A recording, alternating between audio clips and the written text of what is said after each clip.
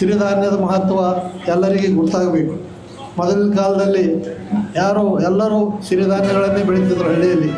ಅಂದರೆ ನೀರಿರ್ಲಿಕ್ಕೂ ಇಲ್ಲ, ಹೆಸರು, ನವಣೆ, ಭತ್ತ, ಜೋಳ ಎಲ್ಲ ಸಿರಿಧಾನ್ಯಗಳನ್ನು ಬೆಳೆದು ಎಲ್ಲರೂ ಆರೋಗ್ಯದಿಂದಿರ್ತದ್ರು. ಆದರೆ ಈಗ ಕಮರ್ಷಿಯಲ್ ಕ್ರಾಪ್ ಅಂತೇಳಿ ಕವಳಿ, ಹತ್ತಿ ಇದೆಲ್ಲ ಹಿಂದೆ ಬೆನ್ನತ್ತಿ ರೈತರು ಅದೇ ಬಿತ್ತೋದ್ರಿಂದ ಸಿರಿಧಾನ್ಯ ಬೆಳೆಯೋದು ಕಡಿಮೆ ಆಗಿರ್ತದೆ. ಅದರ ಸಲುವಾಗಿ ಈಗ ನಾವು ರೈತರಿಗೆ ಮತ್ತು ಪ್ರಚಾರ ಮಾಡಬೇಕಾದ್ರೆ ಅವ್ರು ಯುದ್ಧ ಭೂಮಿಯಲ್ಲಿ 10 ಎಕರೆ ಇರಲಿ 20 ಎಕರೆ ಇರಲಿ ಅದರಲ್ಲಿ 1 ಎಕರೆ 2 ಎಕರೆ ಅದನ್ನು ಸಿರಿಧಾನ್ಯ ಬೆಳೆಯೋದಕ್ಕೆ ಪ್ರಯತ್ನ ಮಾಡಿದಾಗ ನಮ್ಮೆಲ್ಲರ ಆರೋಗ್ಯ ಸುಧಾರಿಸ್ತದೆ.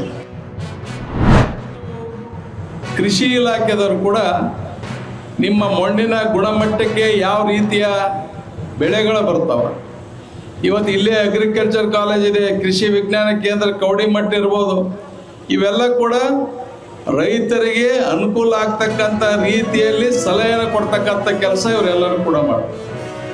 ಯಾಕಂದ್ರೆ ನೀವು ಕೃಷಿ ಕಾಲೇಜ್ಗೆ ಹೋದ್ರೆ ಅವರೆಲ್ಲ ಕೂಡ ಪೈಲಟ್ ಪ್ರಾಜೆಕ್ಟ್ ಟೈಪ್ 1 ಎಕರೆ 2 ಎಕರೆ ಇವತ್ತು ಅವರು ಬೆಳೀತಕ್ಕಂಥದ್ದು ನೀವು ನೋಡ್ಬೋದು. ಹಣ್ಣು ಇರ್ಬೋದು, ಹಂಪಲ ಇರ್ಬೋದು, ಕಾಯಿಪಲ್ಯ ಇರ್ಬೋದು, ಇವತ್ತು ಬೆಳೆಗಳೇ ಇರ್ಬೋದು, ಇವೆಲ್ಲ ಕೂಡ ನಾವು ನೋಡ್ಬೇಕಾಗುತ್ತೆ. ಯಾಕಂದ್ರೆ ಯಾವುದೇ ಒಂದು ಬೆಳೆಗೆ ನಾವು ಔಷಧಿ ಹೊಡಿಬೇಕಾದ್ರೆ ಒಂದು ಮಿತಿಲಿಂದ ಹೊಡೆದಾಗ ಮಾತ್ರ ನಮಗೆ ಒಳ್ಳೆ ಬೆಳೆಗಳು ಸಿಗ್ಲಿಕ್ಕೆ ಸಾಧ್ಯ ಆಗುತ್ತೆ.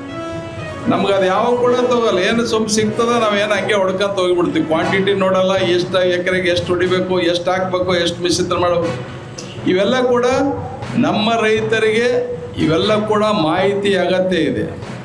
ಅದಕ್ಕಾಗಿ ಸಾಕಷ್ಟು ಇವತ್ತು ಯಂತ್ರಗಳನ್ನು ಇವತ್ತು FPO ಮುಖಾಂತರ ಇವತ್ತು ಅವ್ರಿಗೆ ಫ್ರೀಯಾಗಿ ಇವತ್ತು ದ್ರೋಣ್ ಮುಖಾಂತರ ಇವತ್ತು ಸುಮಾರು 3-4 ದ್ರೋಣ್ಗಳು ಬಂದವು. FPO ಮುಖಾಂತರ ಇವತ್ತು ನಿಮಗೆ ಅದು ಕೂಡ ಉಪಯೋಗ ಆಗ್ತಕ್ಕಂಥದ್ದು. ಇವತ್ತು ಸುಮಾರು ಕವಳಿ ಮಷೀನ್ ಸುಮಾರು 11 ಲಕ್ಷ ಸಬ್ಸಿಡಿ ಅದಕ್ಕೆ ಇರ್ತಕ್ಕಂಥದ್ದು.